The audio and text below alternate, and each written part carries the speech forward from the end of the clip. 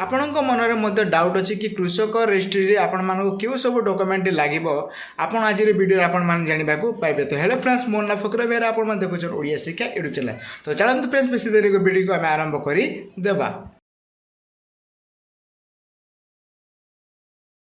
ଏମିତିକି ଜାଣିଛନ୍ତି କି ଫ୍ରେଣ୍ଡସ୍ କି ଆମ ଓଡ଼ିଶାରେ କୃଷକ ରେଜିଷ୍ଟ୍ରିଟି ଆରମ୍ଭ ହୋଇଯାଇଛି। ଆପଣମାନେ ଯଦି ଜଣେ କୃଷକ ହୋଇଥିବେ ତେବେ ଆପଣଙ୍କୁ ଏହି କୃଷକ ରେଜିଷ୍ଟ୍ରିରେ ଆପଣମାନଙ୍କୁ ଆବେଦନ କରିବାକୁ ପଡ଼ିବ ଏବଂ ଆପଣଙ୍କ ନାମଟିକୁ ରେଜିଷ୍ଟ୍ରେସନ୍ କରିବାକୁ ପଡ଼ିବ। ତ ଆପଣ ସବେ ଜାଣି ସାରିଥିବେ। ତ ଦେଖନ୍ତୁ ଫ୍ରେଣ୍ଡସ୍, ଏମିତି ଗୋଟେ ବ୍ୟାନର ବା ପୋଷ୍ଟରଟେ ଦିଆଯାଇଛି ଆମ CSC ଭ୍ୟାଲିମାନଙ୍କ ପାଇଁ। ତ ଆପଣମାନଙ୍କୁ ଏଠାରେ ଗୋଟିଏ କଥା ଆମେ କହିଦେବାକୁ ଚାହୁଁଛୁ କି ଏଠାରେ ଆପଣମାନଙ୍କ ଡକୁମେଣ୍ଟ ମଧ୍ୟ ମେନସନ୍ କରିଦିଆଯାଇଛି କି ଅନେକ ଲୋକ ଏବେ ଯାଏ ଜାଣିନାହାନ୍ତି କି କେଉଁ ସବୁ ଡକୁମେଣ୍ଟଟି ଆପଣମାନଙ୍କୁ ଲାଗୁଛି। ତ ଏହା ସରକାରଙ୍କ ପକ୍ଷରୁ ଏହି ପୋଷ୍ଟର ବା ବ୍ୟାନରଟିକୁ ଜାରି କରିଦିଆଯାଇଛି। ଏହା କୌଣସି ଡୁପ୍ଲିକେଟ୍ ନାହିଁ, ଏହା ହେଉଛି ସରକାର ପକ୍ଷରୁ ଦିଆଯାଇଥିବା ବ୍ୟାନର ବା ପୋଷ୍ଟରଟି। ଏଠାରେ ଦେଖନ୍ତୁ ଫ୍ରେଣ୍ଡସ୍, ଯେଉଁ ଲେଖା ହେଇଛି କୃଷକ ରେଜିଷ୍ଟ୍ରି। ତ ଦେଖନ୍ତୁ ଫ୍ରେଣ୍ଡସ୍, ଆମେ କହିଦେବୁ ଏଠାରେ କି ଓଡ଼ିଶା ସରକାରଙ୍କ ଡିଜିଟାଲ କୃଷି ଅଧୀନରେ କୃଷକ ରେଜିଷ୍ଟ୍ରି କାର୍ଯ୍ୟ ପଞ୍ଚସ୍ତରୀୟରେ କମନ୍ ସର୍ଭିସ୍ ସେଣ୍ଟର ବା ଜନସେବା କେନ୍ଦ୍ରରେ ଆରମ୍ଭ ହୋଇଯାଇଛି। ଏହା କୃଷକ ରେଜିଷ୍ଟ୍ରି ଫ୍ରେଣ୍ଡସ୍ ଆପଣମାନଙ୍କୁ ବିଭିନ୍ନ ଗ୍ରାମ ପଞ୍ଚାୟତର ଆପଣମାନଙ୍କୁ ସ୍ତରୀୟରେ କରାଯିବ ଏବଂ CSC ବା ଜନସେବା କେନ୍ଦ୍ରରେ ମଧ୍ୟ ଏହାକୁ ଆବେଦନ କରି ଦିଆଯାଇଛି ବା ଏହାକୁ ଲାଇଭ୍ ଆପଣମାନଙ୍କୁ କରିଦିଆଯାଇଛି କି ଆପଣ ଏଥିରେ ରେଜିଷ୍ଟ୍ରେସନ୍ କରିପାରିବେ ଯଦି ଆପଣ ଜଣେ କୃଷକ ହେଇଥିବେ। ତେବେ ଦେଖନ୍ତୁ ଫ୍ରେଣ୍ଡସ୍, ଏଠାରେ ସିଧା ସିଧା କହିଦେଇଛି କି ଆପଣମାନଙ୍କୁ ଆବଶ୍ୟକୀୟ କାଗଜପତ୍ର କ'ଣ ଏଠାରେ ଆପଣଙ୍କୁ ଦରକାର। ତ ଦେଖନ୍ତୁ ଫ୍ରେଣ୍ଡସ୍, ଏଠାରେ ପ୍ରଥମେ ତ ଆପଣଙ୍କୁ ଆଧାର କାର୍ଡ଼ ଦରକାର। ଯଦି ଆପଣଙ୍କୁ ଏଠାରେ ଯଦି ଆପଣ ନିଜେ ଅନର୍ ହେଇଥିବେ ତେବେ ଏଠାରେ ଅନର୍ଙ୍କ ଆଧାର କାର୍ଡ଼ ଦରକାର। ଏବଂ ଦେଖନ୍ତୁ ଫ୍ରେଣ୍ଡସ୍, ଅଛି ଏଠାରେ ଭୁଲେକ ପଟା। ତ ଏଠାରେ ଆପଣମାନଙ୍କୁ ଆପଣଙ୍କ ଯେଉଁ ପାର୍ଚା ପଟା ଯେଉଁ ଅଛି ଆପଣଙ୍କୁ ଅନଲାଇନ୍ରୁ ମଧ୍ୟ ଡାଉନଲୋଡ଼ କରିପାରିବେ ଭୁଲେକ ପଟା। ତ ଏଇଟା ଆପଣମାନଙ୍କୁ ଲାଗିବ। ତେବେ ଦେଖନ୍ତୁ ଫ୍ରେଣ୍ଡସ୍, ଏଠାରେ ଅଛି ଆଧାର ଲିଙ୍କ ମୋବାଇଲ୍ ନମ୍ବର। ତ ଆପଣଙ୍କ ଆଧାର କାର୍ଡ଼ରେ ମୋବାଇଲ୍ ନମ୍ବର ଥିବା ନିହାତି ଆବଶ୍ୟକ ବୋଲି ମଧ୍ୟ ଏଠାରେ କୁହାଯାଇଛି।